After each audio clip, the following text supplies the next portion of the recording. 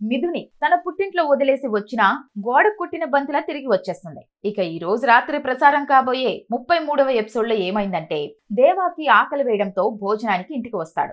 అతనికి ఇష్టమని చెప్పి తల్లి శారద చికెన్ తో పాటు వివిధ రకాల కూరలు చేసి పెడుతుంది.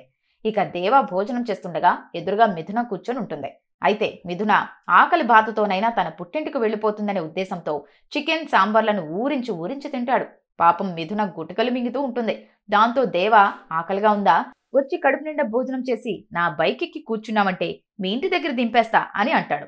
నీకోసం అన్ని వదులుకొని వచ్చా, ఈ భోజనం నాకు లెక్క, చచ్చినా మా ఇంటికి వెళ్ళను అని తెగేసి చెప్తుంది మిథున. ఓ పక్క కట్టిన తాళిని ఎలా వదిలించుకోవాలా అని దేవా నానా తిప్పలు పడుతుంటే, మెడలో తాళి కడతావా చస్తావా అంటూ తెగించింది రౌడీ బేబీ భానుమతి. అర్ధరాత్రి పూట ఆటో వేసుకొని వచ్చి చేతులు తాళి పట్టుకొని దేవాని గుడికి లాక్కొని వెళ్తుంది. దాని మెడలో తాళి కట్టావు కదా, నా మెడలో కూడా తాళి కట్టు అని అంటుంది భానుమతి. ఆ మాటతో బిత్తరపోయిన దేవా, ఏం మాట్లాడుతున్నావు బుద్ధి లేకుండా, తాళి కట్టడం ఏంటి, పిచ్చి పట్టిందా అని అడుగుతాడు. అవును, నాకు పిచ్చే పట్టింది, నీకు కాకుండా పోతానేమో నన్ను పిచ్చి పట్టింది, అందుకే నా మెడలో కూడా తాళి కట్టు, అప్పుడే దేవా ఆ మిథున మొగుడు కాదు భాను మొగుడని ఊరంతా చెప్పుకుంటారు అని అంటుంది భాను.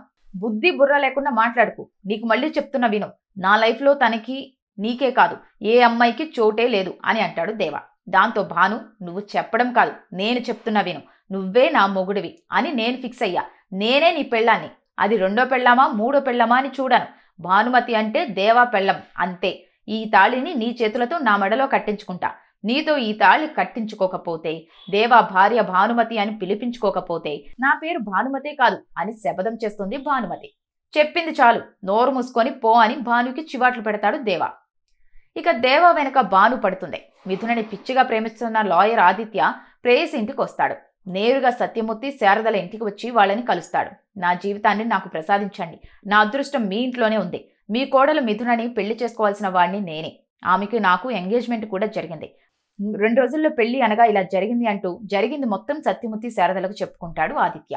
అయ్యో మమ్మల్ని క్షమించు బాబు అని అంటాడు సత్యమూర్తి. ఎవరో చేసిన తప్పుకి మీరు క్షమాపణ చెప్పడం ఎందుకండి, మిథున లేకుండా నేను బతకలేను, ఈ గుండె కొట్టుకునేది తన కోసమే, ఏదో రోజు తన మనసు మారి నా కోసం వస్తుందనే నమ్మకంతో ఎదురుచూస్తున్నా అని ఆవేదన చెందుతాడు ఆదిత్య. అది చూసిన సత్యమూర్తి తన భుజం తట్టి, తనని ఇంతలా ప్రేమిస్తున్న నిన్ను, కూతురి భవిష్యత్తు కోసం కలలు కంటున్న ఆ తండ్రిని వదిలేసి ఓ రౌడీ వెధవ కోసం వచ్చింది, వాడి వల్ల నీ జీవితం నరకమవుతుందని ఎన్ని విధాలుగా చెప్పినా వినిపించుకోవడం లేదు అని అంటాడు.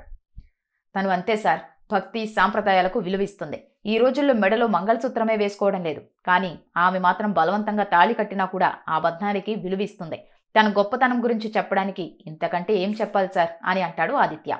నువ్వు చెప్పేదంతా నిజమే, కానీ ఆ అమ్మాయి జీవితాన్ని చేజేతులా నాశనం చేసుకుంటుంది, త్వరలోనే ఆమె నిర్ణయం మార్చుకొని నీ దగ్గరకు రావాలని కోరుకుంటున్నాను అని అంటాడు సత్యమూర్తి. మరోవైపు మిథునని తిరిగి ఇంటికి తీసుకొని వచ్చేందుకు పథకం రచించి హరివర్ధన్తో చెప్తారు అన్న వదినలు త్రిపుర రాహుల్. ఈ దెబ్బతో మిథున తిరిగి పుట్టింటికి రావడం ఖాయమని అనుకుంటుంది త్రిపుర. అయితే తాను వేసిన ప్లాన్ ఏంటో హరివర్ధన్తో చెప్పరు. ఇటు రౌడీ బేబీ రేపటి ఎపిసోడ్లో మిథునకి చుక్కలు చూపిస్తుంది. ఆ వివరాలు రేపటి ఎపిసోడ్లో చూద్దాం.